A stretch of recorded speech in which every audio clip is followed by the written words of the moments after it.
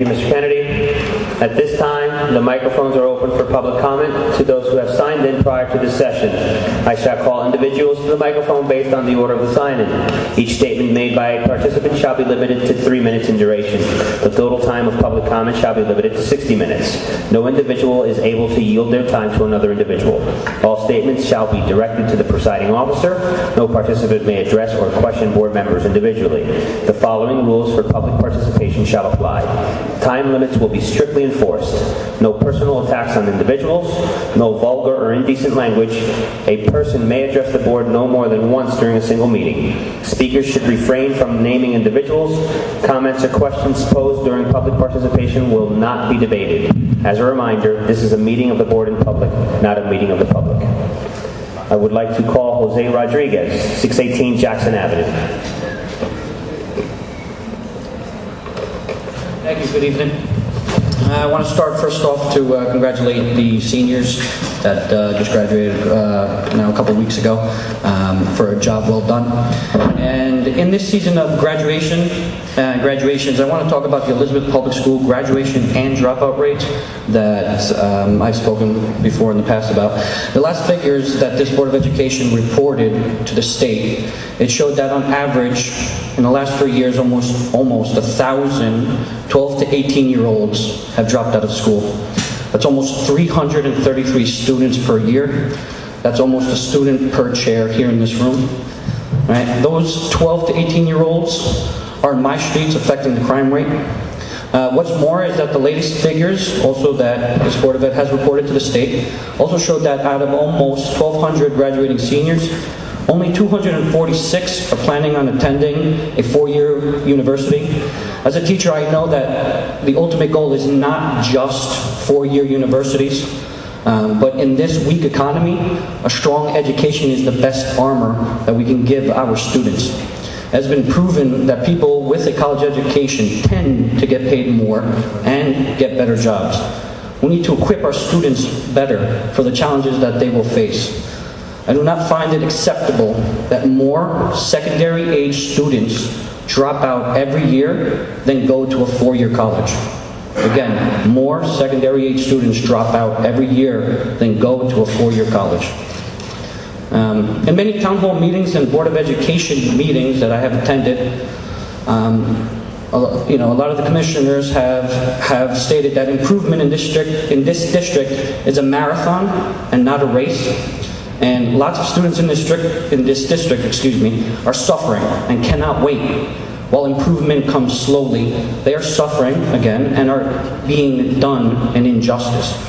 I can't stand for that. I can't sit idly by while my students, my community suffers agonizingly slow.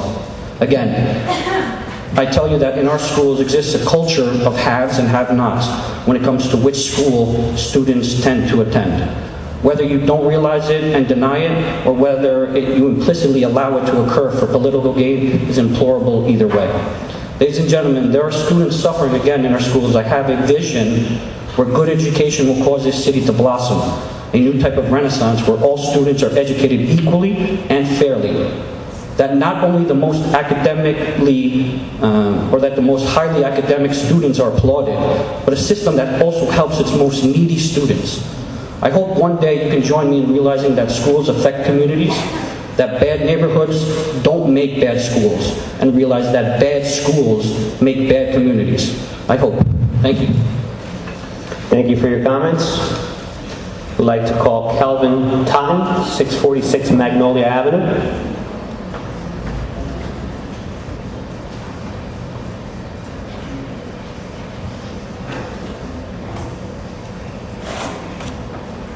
I would like to say good evening to the Board of Education. Good evening. But my concerns is the principal in School 6, Lafayette, how he's discouraging the children. We want these kids to bloom, but how can they bloom when you tear them apart? It's been going on for the last. I went to the Board of Education to see what's been done. The 2010-2011 school year, I got his secretary. I went to I tried to go to this Board of Education this year, and they denied me seeing anybody. Me as a concerned parent, I want to know what can I do to see anybody that really cares about the students in a whole. You know, that's my concern. You know, I really know I want to know what can I do. I'm trying everything possible, by all means, to do it the proper way. And I really, really want to address you today so I can know the proper way of doing things.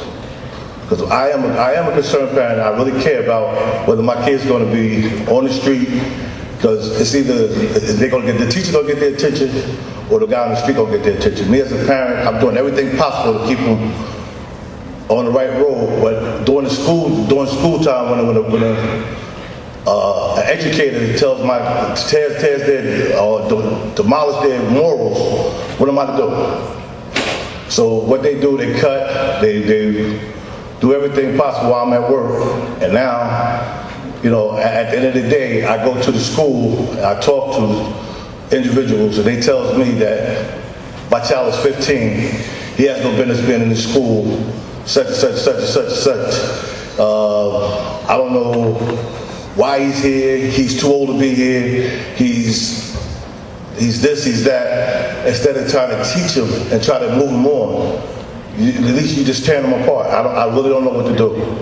Can anybody help me? Mr. Totten, you didn't put your name, your phone number down on the sign-up sheet. You can give your your phone number to Mr. Gonzalez, and I sure will. And we will have someone reach out to you directly. Thank you.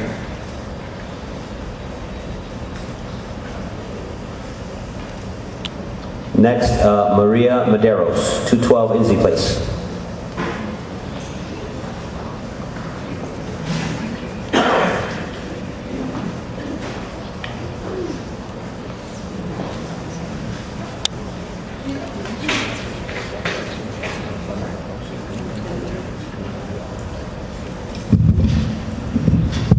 Good evening, everyone. Good evening. My name is Maria Medeiros, 212 Inslee Place. I'm here because last month we were here on this Chris Mangoya, the principal that assaulted the 15-year-old girl. And I apologize. A couple of weeks ago, you had that security guard, Rosa, that said she's been employed for 18 years. Now, I have the aunt that spoke to the security guard when she went to the school. And the first thing that security guard had told both the parent and the aunt is like, no, no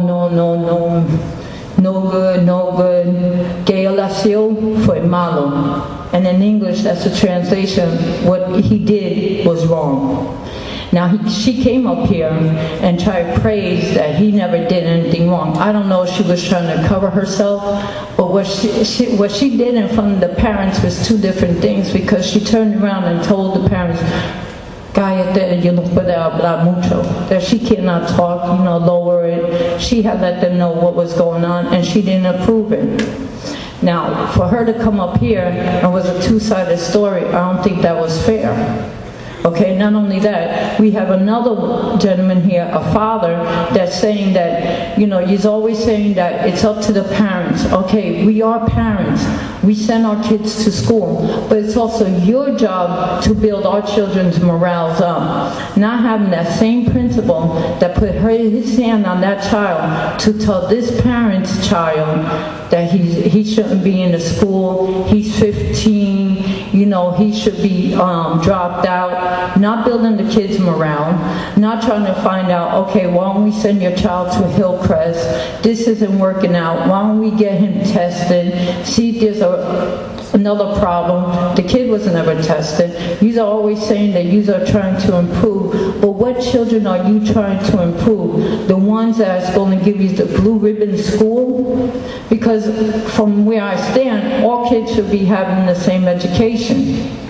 It's not pick and choose on what children that you want. Some kids are fast learners, it's true, and some kids are slow learners. But if you have parents that are willing to come up here and talk about it, and then trying to get in touch with Mr. Jerome, that you are saying that he works with the community, and they can't get in touch with him, or he can't give a call back to a parent, that's saying that you aren't trying to work with the parents. It's like that you are picking and choosing on the schools that you want to be blue ribbon. All schools should be blue ribbon because it's our tax-paying money that's trying to make our schools better.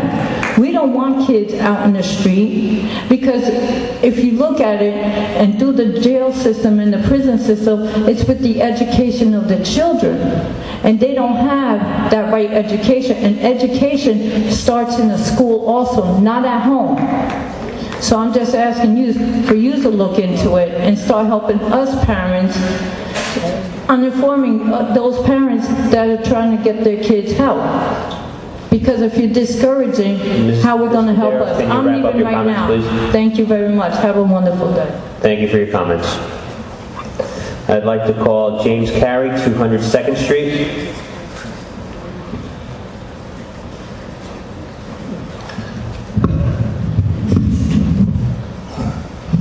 Good evening. Good evening.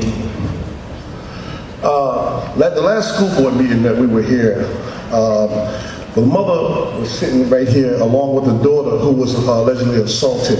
And neither one of you, with the exception of Ms. Munn and the new candidate, had the wherewithal or the sympathy to tell her mother or just to assure her that this whole thing is being investigated and we're looking into it.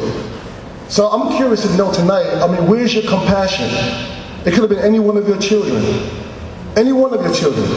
I sat there and watched and observed and see whether you guys were going to come down and say, ma'am, I can assure you that this problem is being looked into. Neither one of you. Oh, in addition, I want to know, what is the actual protocol when there's an incident at one of your schools? Can somebody please indulge me? Mr. Superintendent, can you indulge me? What is the protocol when there's an altercation or a situation at the school? Because I had a Title 18A book, okay, but I want to hear your interpretation. Mr. Carey, you know that we are here to hear your comments. It's not a question and answer session. We would be happy to address your concerns after the meeting. No, but I'm here now. This is my time. Public part. I want to know, what is the protocol? If there's an altercation, and see, that's why you don't have parent participation, because situations like this. I'm coming up here, I'm not being belligerent, I just want to know, what is the protocol? Because there was not an incident report filed. He filed a police report on Friday, May the 25th. The incident happened on May 23rd, that Wednesday. Had he filed the incident report when the situation initially happened, he would have known that the incident happened on Wednesday, May the 23rd. And then he looked at the Dykus report. It's not consistent with the police report.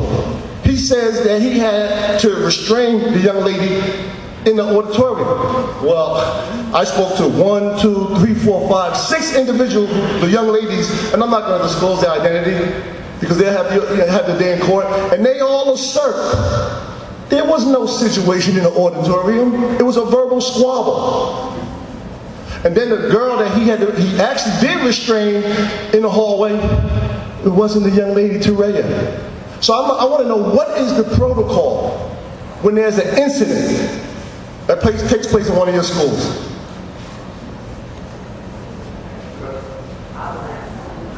Anybody?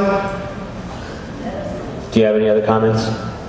Can you answer the question since you're so quick? We'd be happy to send you, we have your address, we'd be happy to forward you our policy regarding... I know the protocol. I have a Title 18A book of violence and vandalism. But I want to hear you guys say it. Because the protocol wasn't followed. The procedure wasn't followed. I contacted Mr. Dunn on May 24th and told him about it, and his exact words were, James, there is no incident report, I have no knowledge of it. Then I did a follow-up call on May 25th, and he also indicated... I'm going to ask you to wrap up your comments, please. I'll wrap it up, and then I sent the mother up to the Imperial Building to meet with Mr. Dunn, and there was no incident report. Okay. So you guys do the math. Thank you for your comments. Mr. President, Mr. Carey, please don't leave. We will try to address this issue with you. Okay, don't leave, okay? Because I understand we're on a time scale here, so just don't leave, okay? At this time, I close the public comment portion of this meeting. You have that.